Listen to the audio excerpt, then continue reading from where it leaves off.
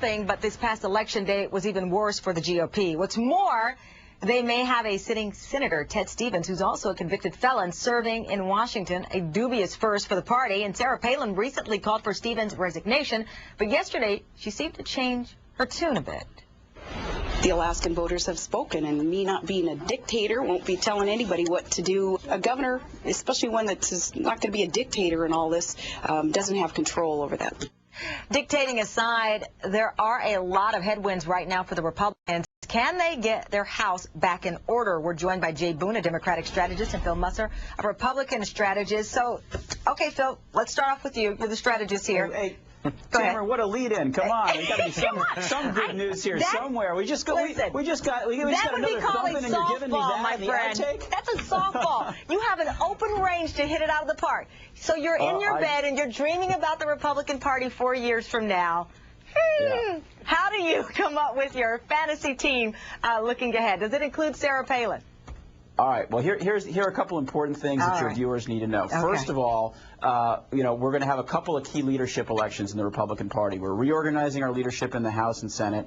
We're going to have a new party leader that we're going to pick in January, and we've got some generationally focused new leaders who have launched an important new website called rebuildtheparty.com, which I'd encourage people to look at. And so there's going to be a lot of debate and discussion about how we can organizationally compete with what Barack Obama put together, and then we need to create the infrastructure and platform and then come up with a new set of messages so that whoever starts to take a look at leadership, and I think it's going to be a lot of these governors out in the states. We've got 36 races for governor in 2010 before we even start to think about 2012. So we got a lot of stuff to chew on here on the Republican Party side. But does it include Sarah Palin, though, Phil? I mean, you got to get your ground game. We know that. You got to get the internet. But you also have to have someone, at least, a buzz people can believe in. And she certainly energized the base. We saw the crowd show up for her. Is she on your fantasy football political team, the one to pick?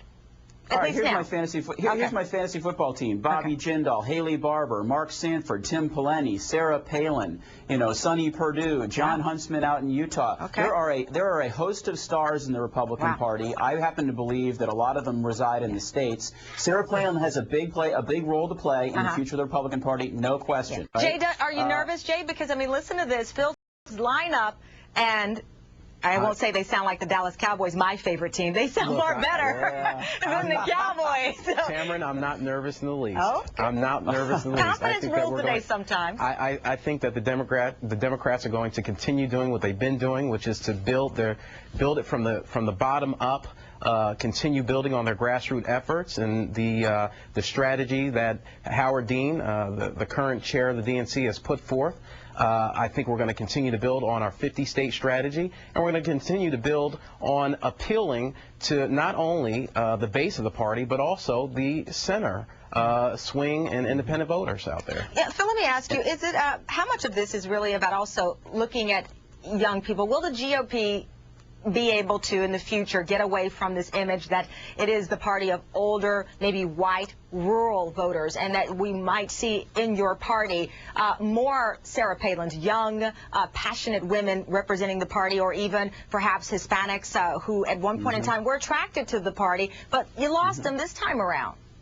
We did, and the things that Jay talked about and what they've done on the left are a model in a lot of ways for what Republicans need to do now. We need to make the transfer in terms of generational leadership. We need to be talking instead of I. We need to talk about we, meaning we need to be taking advantage of the technology that's available to create a decentralized party structure. Again, this new group that I'm actually part of, called rebuildtheparty.com, is a really interesting one to look at. But all those points, Tamron, are essentially right. I mean, we got thumped, as President Bush said in 06, 70-30 in the under 30 vote, and we lost the Hispanic vote that we had done very well in 2000, 2004. If we don't rectify those two major structural problems, we will be the minority party for a long, long time. The good news is, I think a lot of those younger leaders that I talked about, including Governor Palin, including Governor Jindal, Pawlenty, Sanford, Barber, get that and are committed to making that change.